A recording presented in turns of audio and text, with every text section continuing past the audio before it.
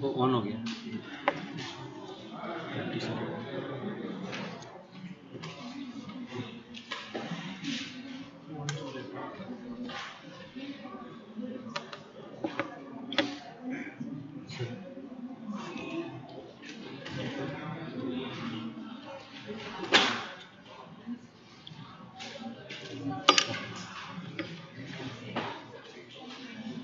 So good afternoon and welcome to this post-lunch session. I'm Dr. Kapil Dev Soni and I'm a professor of critical care at AIMS New Delhi. So what I would be discussing in next 20-25 minutes is about how would you manage a polytrauma patient when it arrives to your hospital. Right?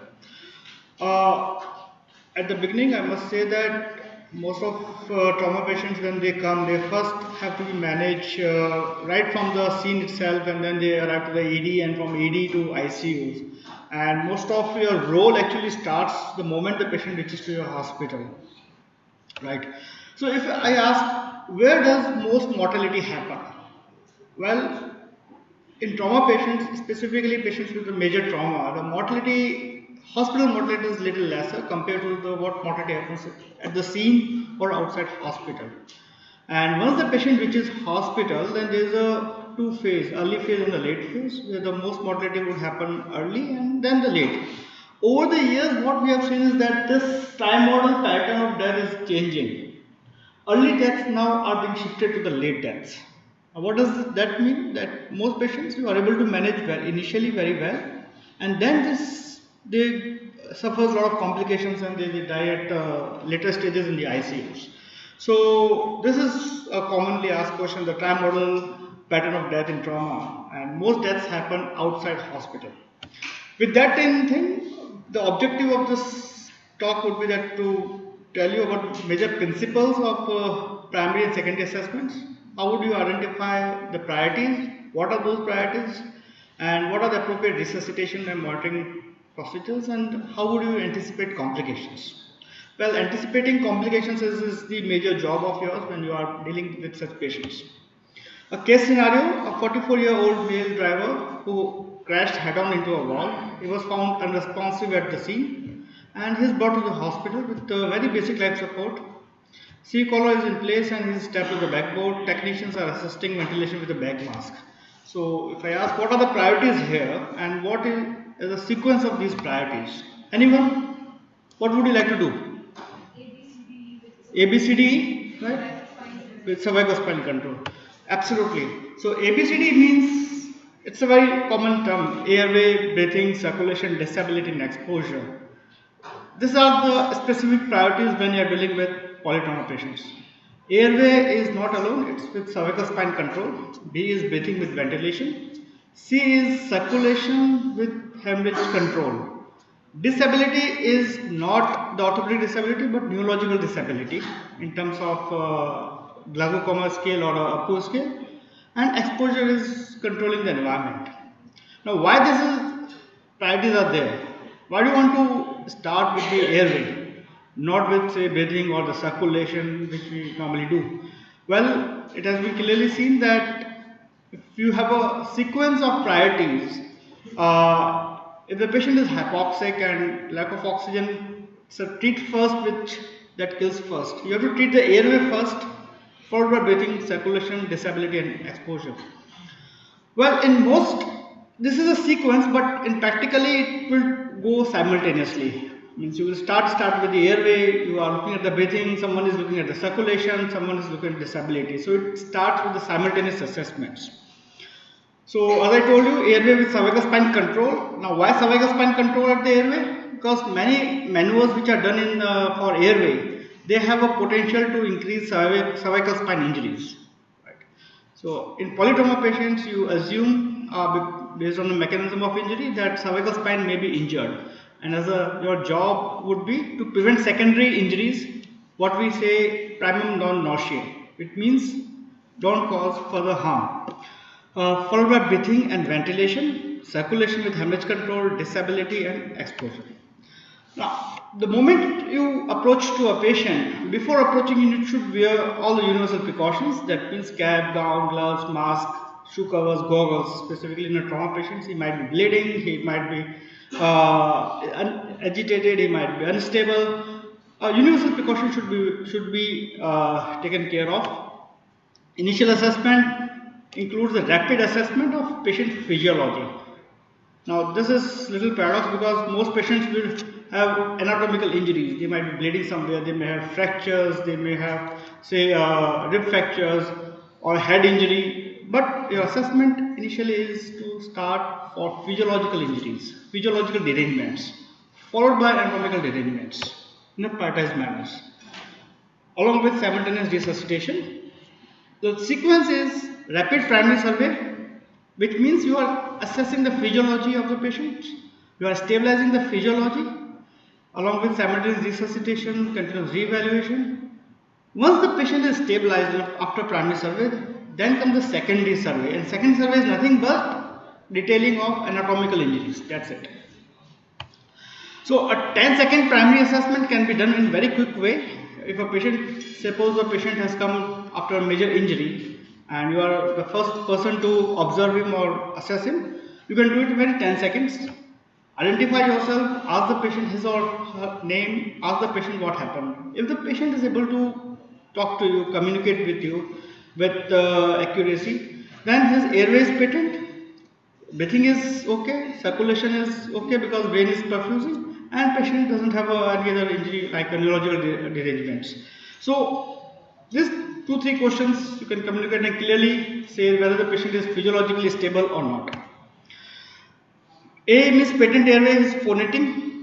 B is that patient has appropriate air reserves. But if you see that patient is not able to complete the sentences, his breathing is probably impaired. Circulation, if he is able to communicate you with quite accuracy what has happened at the scene, it means the brain is getting perfused, circulation is good, and patient has a clear sensorium. For that moment, patient is stable. Now these are the priorities A, B, C, D, E, and the sequence is it remains same for all sorts of patients? Well, in all patients, be it a pediatric patient, geriatric patient, patient with pregnancy, or based on any mechanism, whether it's a blunt mechanism or a penetrating injuries, the priorities are the same with certain pitfalls, certain changes, but most priorities remains the same. So how do you start with airway? Airway with cervical spine control, you start with look, listen and feel. What would you look at? You would look at hoarseness of speech, noisy breathing, gurgle, stridor. You would look at whether the patient has obvious airway injury, is agitating. What does agitation means? That patient may be agitating because of hypoxia or is it agitating because of a pain. If the patient is unable to breathe or having a increased carbon dioxide retention, that most patients would be somnolent, whereas hypoxic patient would be agitated. So once you encounter agitation in a trauma patient, rule out hypoxia. Patient may have a poor airway management or rib retractions can be there. Expose the patient, see the movement of the chest, bilateral, are they moving equally, or there is any rib retraction, is there any deformity on foreign body. You can feel, if you start palpating and auscultating, you can feel whether there is any crepitus or not, right? Or there is a tracheal deviation or not. Airway can be patent. In that case, you don't have to do any airway maneuver, just give oxygen. It can be threatened. Threatened means that patient may later on may aspirate. Patient may lose the airway later on. So all these cases, patient needs to protect the airway, and that's what we call as definitive airway. Obstruction, it could be injury to airway, massive maxillofacial injuries or neck hematoma can cause direct obstruction to the airway. Both in patent, both in threatened and obstructed airway, you need to secure the airway by putting endotracheal tube or by any other means. So what are the maneuvers that are normally done in trauma patients? Airway maneuvers, these are quite common, jaw thrust or a chin lift, but no head tilt. Trauma patients, you don't do any head tilt. Okay, you give oxygen to all patients and a definitive airway, which is tube in trachea, connected to an oxygen source. In certain patients, if you are unable to control the airway, you are not unable to secure the airway, you move to a surgical airway. And for surgical airway, we mean here is cricothyroidotomy, not the tracheostomy. In case you get questions asking whether you would perform cricothyroidotomy or would you perform tracheostomy, cricothyroidotomy is the answer. Tracheostomy is an elective procedure that takes time. Whereas in a situation where you can't ventilate, can't intubate, you need to go for surgical airway in form of cricothyrotomy. Both needle and open or a needle surgical cricothyrotomy can be done in a matter of minutes. Now, after airway comes breathing and ventilation. Again, you start looking at the rate and depth of respiration. See the veins, neck veins, deviation of trachea, use of accessory muscles, any sign of injury or decline in a mental status. Listen the chest carefully bilaterally and feel for dullness, hyperresonance, crepitus, and deformity. So, breathing problems. What are those breathing problems you can encounter in a trauma patients? Change in voice, which can be suggestive of direct laryngotracheal bronchial injuries. Absent breath sounds, suggest it could be hyperresonant, suggestive of tension pneumothorax, or dull percussion, suggestive of massive pneumothorax. Chest wall defect or sucking wound could be because of open pneumothorax. Paradoxical movement could be because of flail chest with contusions. Muffled heart sounds could be because of cardiac tamponade. Now, these are the common injuries you would be able to identify in a primary survey if a patient is having change in voice, absent breath sounds, chest wall defect, paradoxical movement, and muffled heart sound.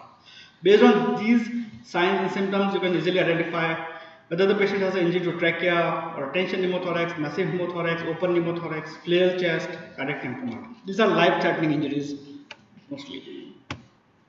Now, almost 95 to 99% of thoracic injuries, they don't require thoracotomies. They can simply be managed by putting chest tubes, right? And not very large bore chest tube, but between 28 to 32 French chest tube. And this is based on good enough data or trials. 28 to 32 French chest tube is good. There is no difference in volume resuscitation. So you can just put a chest tube in thoracic trauma patients. Earlier, flail chest was considered life-threatening. Now, the flail chest is not life-threatening. Why? Because of improvement in a medical management, use of ventilators, flail chest can be managed very easily. That's why it has been taken out of that purview. Tracheobronchial injuries can be life-threatening immediately, and that's why that has been brought in. For intercostal space has changed. Earlier, for tension pneumothorax, we used to insert large wide bore cannula in the second intercostal space, mid-clavicular line. Now we put it in fifth intercostal space, mid-axillary line for needle thoracic sequences in adults. Whereas in children, we still put it in second intercostal space. The management what you need, as I told you, most patients can be managed simply with chest tube and oxygen. So give oxygen to all trauma patients. Right. There is a concept called oxygen deficit, which normally happens in a trauma victims. So you need to give oxygen. Elevate tension pneumothorax, seal open pneumothorax, prepare for chest tube, insert a chest tube. Almost 90% blood injuries, 80% penetrating injuries, they do not require thoracotomy. They do not require. Circulation. Once you have taken care of airway, breathing, then comes circulation with hemorrhage control. Now, in trauma patients, we presume a default shock is always hemorrhagic shock. Okay. Once you have ruled out hemorrhage, then you think of other type of shock in forms of obstructive, distributive, or a cardiogenic shock, which may be there, which may be superimposed over hemorrhagic shock. So, but hemorrhage has to be ruled out. Hemorrhage is the #1 cause of shock in trauma patients. Is the patient hemorrhagic? How would you determine? So there can be systematic signs and symptoms that include patients have altered level of consciousness, anxiety, patient may have a cold diaphoretic skin, tachycardic, tachypnea, shallow respiration, hypotension, fall in urinary output. ATLS classifies shock in 4 stages 1, 2, 3, 4 based on loss of blood volume, 15%, 30%, 40%, and game over. That is more than 40%. Hypotension normally happens in a third stage. So it's a late feature. Patient tries to compensate in first and second stage. As a physician, as a doctor, your job is to identify earlier features of hemorrhagic shock. So hypotension is a late stage. What would happen before hemorrhage? Hypotension? There would be narrowing of pulse pressure. A narrowing of pulse pressure would suggest that patient is trying to compensate. And the moment that compensation is lost, patient develops hypotension. So hypotension is a little late feature, hemorrhagic shock. The mnemonic is where the patient can bleed. Patient can bleed in 5 places. blood on the floor, and 4 more. Blood on the floor means external hemorrhage, 4 more means chest, abdomen, pelvis, and the long bones. These are just sites. You have to scan these sites for evidence of bleeding. Unless you control bleeding, circulation, unless you control the hemorrhage, no matter how much fluid you give, no matter how much blood and blood products you give, patient is not going to survive. You need to control bleeding at any cost. So what has changed over the years is that earlier with all these signs and symptoms, ATLS has also added base deficit to see whether the patient is class 1, 2, 3, 4 type of shock. Just based on ABG parameter, base deficit can be looked at and you can classify shock. You can see the mortality also increases almost 50%. If the patient comes in class 4, almost 50% patient will not survive. So what you can do about shock? Hemorrhage is control bleeding. How can you control bleeding? If the patient is bleeding externally, you need to apply direct pressure. In certain settings or military settings, you can use tourniquet. If a patient is having a bleeding in the pelvis, you need to use pelvic binders. You just need to bind the pelvis, reduce the volume. Hemostatic resuscitation is a balanced resuscitation. We need to restrict the crystalloids you are giving. Earlier we used to give lot many crystalloids, 2 liters straight. Now we restrict crystalloids because it's associated with more mortality and more complications. If you are working in good centers where they have facility of angioembolization, you can use those facilities. If there is a fracture, long bone fractures, you need to split those fractures. Certain patients may require exploratory laparotomies to control the bleeding and hemostatic agents, specifically the use of tranexamic acid. So what you can do, start with fluid resuscitation, secure 2 large wide bore peripheral cannulas, no central lines, wide bore peripheral cannula. Central line takes time, okay, and you can't give too much of fluid or blood products from central line. So you need to give 2 large wide bore peripheral cannulas, use crystalloids, but minimize use of crystalloids. More blood and blood products. In certain places, they have a protocol of massive transfusion, where you start giving 1:1:1 PEG RBCs, RDPs, and platelets, plasmas. Monitor the response, prevent hypothermia. Now, what is damage control resuscitation? Over the years, we have seen that earlier we used to give a lot of blood and blood products. We used to target supranormal blood pressures.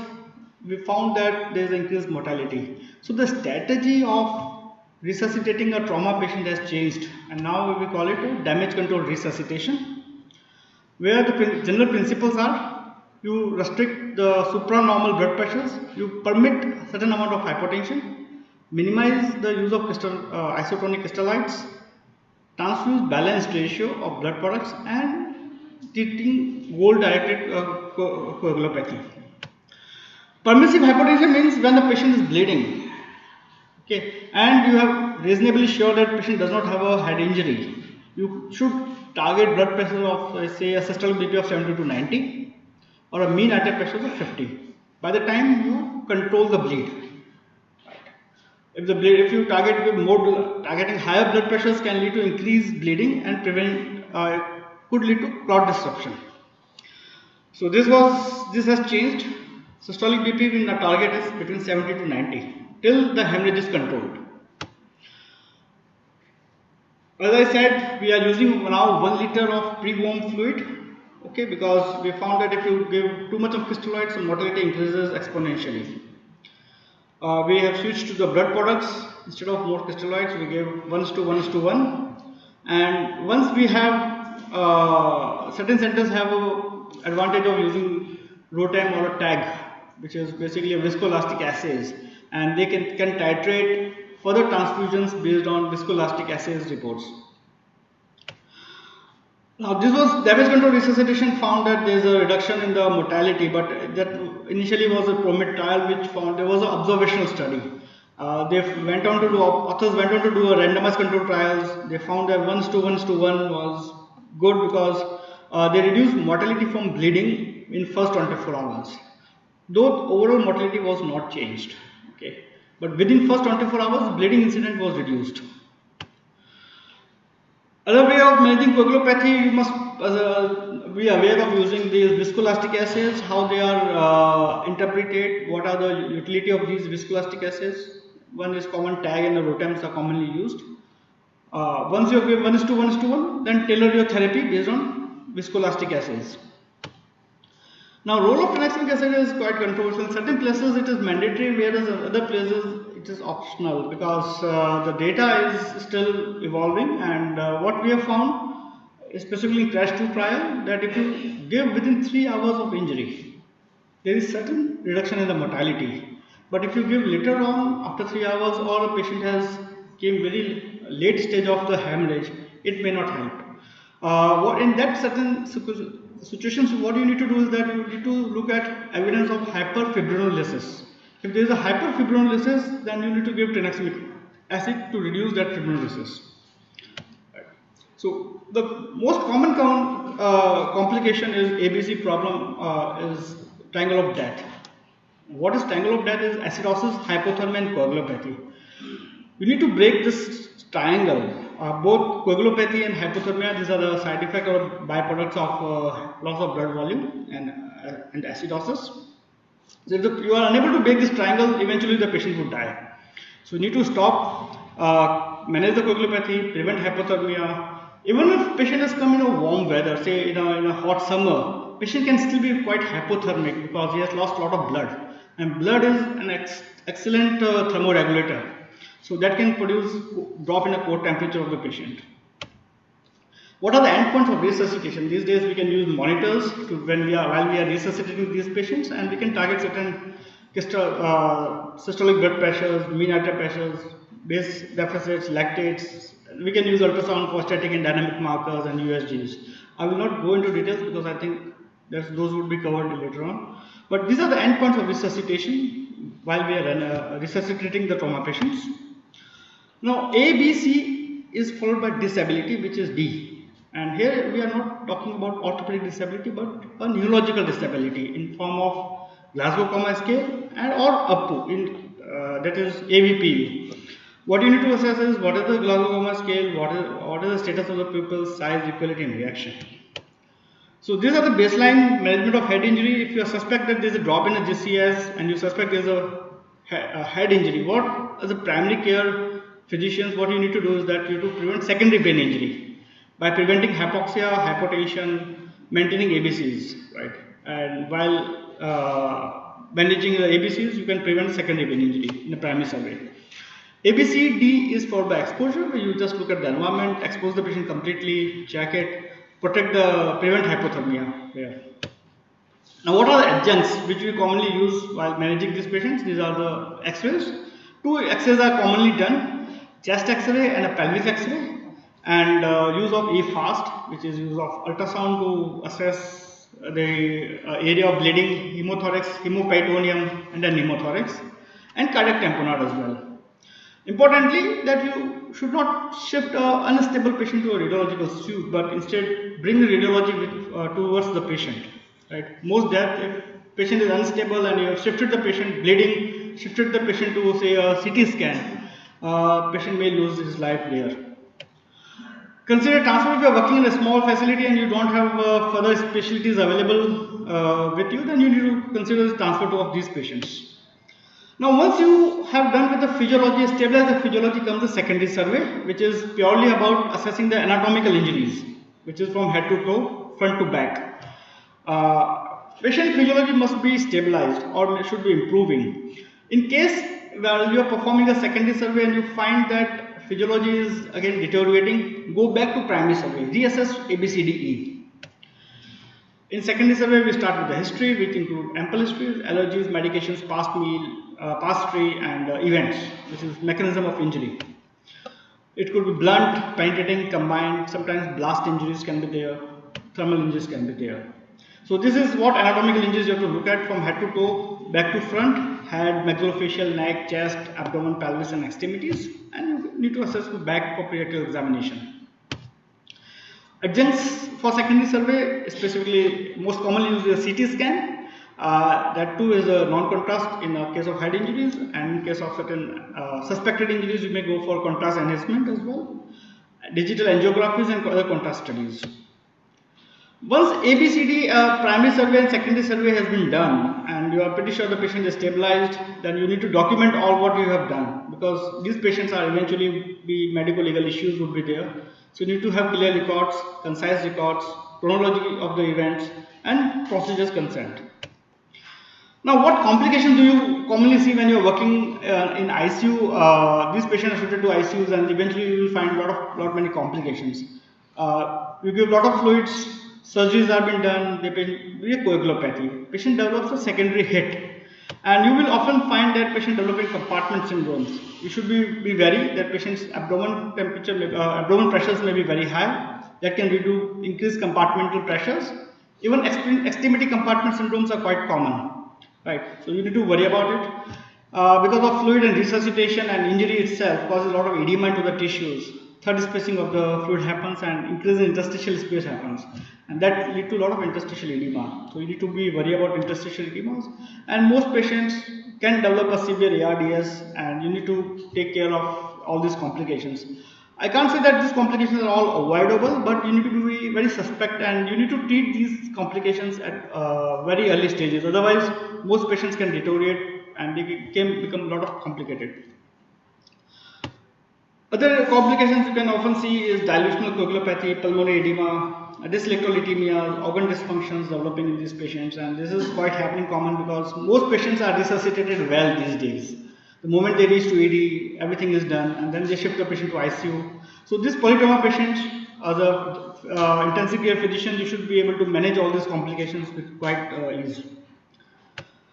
Now I must speak about ACOTS. Now what is ACOTS? Now this is called acute coagulopathy of trauma. Now this is a very new word, scientific word which appeared maybe say a decade back in the literature. Now the general hypothesis is that the coagulopathy is maybe because of a dilutional coagulopathy or whatever happened, but it starts from the scene. Its injury itself causes coagulopathy. And that's what we call as acute coagulopathy of trauma. There is a lot of tissue destruction which can happen. There is a lot of inflammation which can happen, and the inflammatory process can cause a lot of organ dysfunction and damage and coagulopathy as well. So this is called as ACOTS.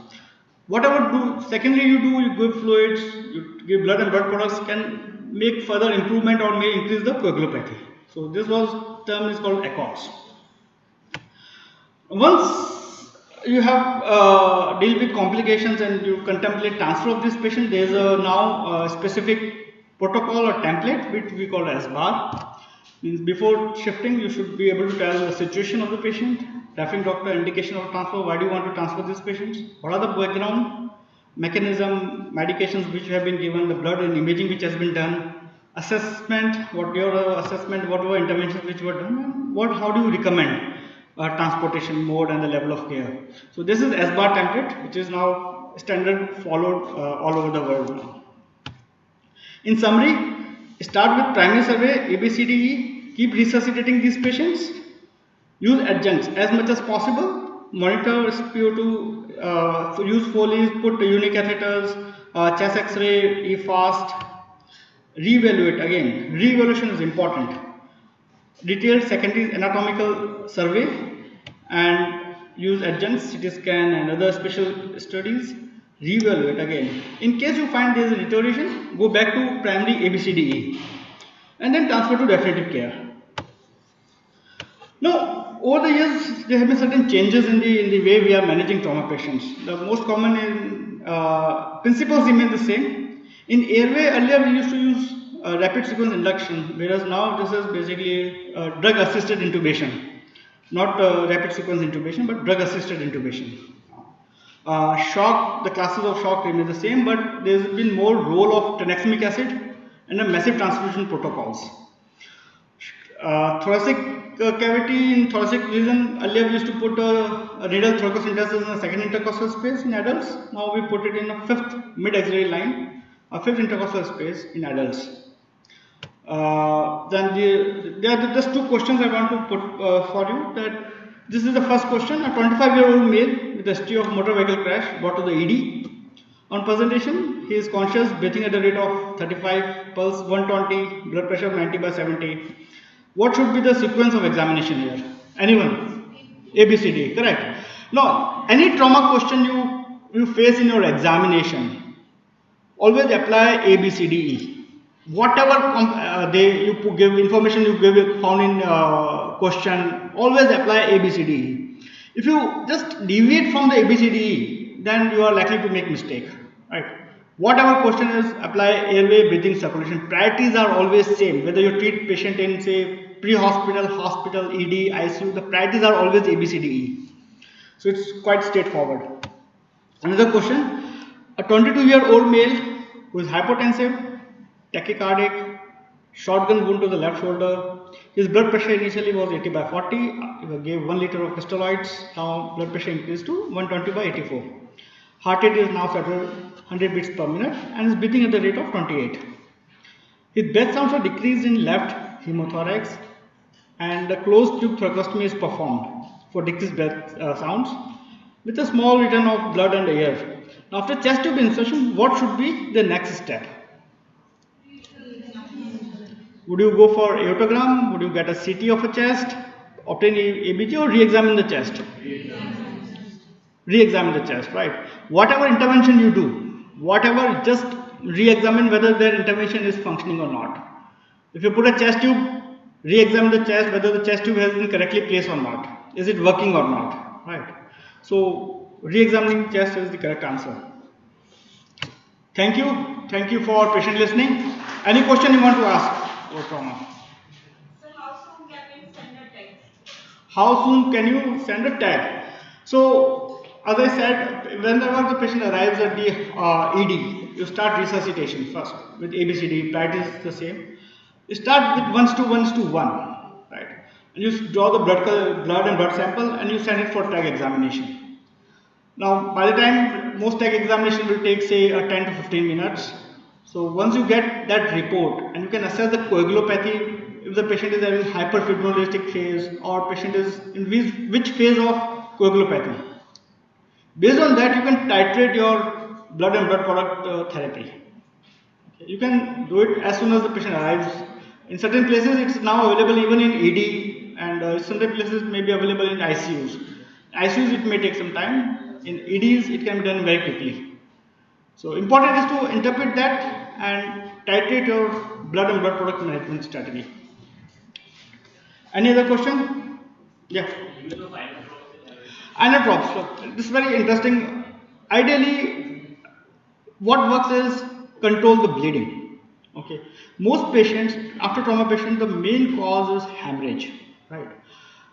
But by the time you control the bleeding, it might take some time period, and you can't give too much of crystalloids, keep on crystalloids, patient will eventually die. So you restrict your crystalloid administration. You may start with low dose of vasopressors, low dose, not high dose.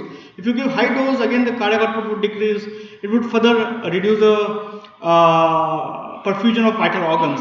Just low dose to supplement by the time you stop the bleeding. Vasopressors is not the definitive treatment for control of the bleeding. Okay, it's not the definitive treatment for hypotension. Hypotension is happening because of bleeding. You have to stop that bleeding. In certain patients may have a neurogenic shock. What is a neurogenic shock? Neurogenic shock is a vasodilatory phenomena, right? In those patients with cervical spinal cord injuries, in those patients, vasopressors can be used. Specifically, the dopamine or epinephrine is preferred because these patients also have a relative bradycardia. Okay, so you can use it in those patients. So, am I asked one question is, what is difference between a spinal shock and a neurogenic shock? Anyone?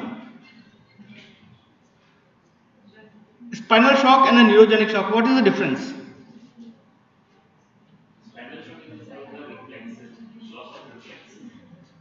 So, to remember, neurogenic shock is a hemodynamic phenomena.